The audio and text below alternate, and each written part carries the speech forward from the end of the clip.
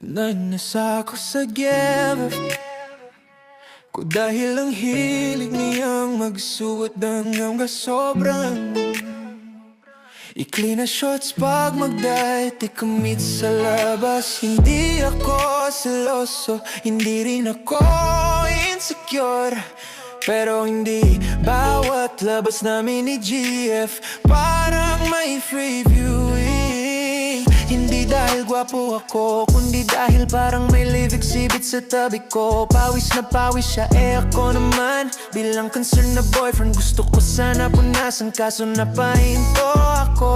Sabi ko sa isip ko, gusto ko na lamunin ang lupa. Ako yung nahiyap pero siya todo post pa parang influencer. Sinubukan ko siyang kausapin ng maayos, hindi ako insecure, nahihiya lang talaga ako sa sangkatauhan. Hanggang isang day, nagpasya na ako. Hindi ko kaya ang pressure, hindi ako handa sa ganitong exposure.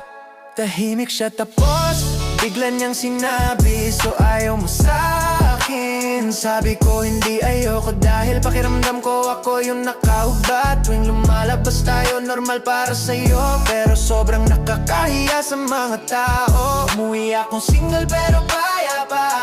Mula noon, tuwing may nakikita akong sobrang ikling shorts, napapabulong na lang ako. Salamat Lord, hindi na ako ang boyfriend. Salamat Lord, hindi na ako ang boyfriend.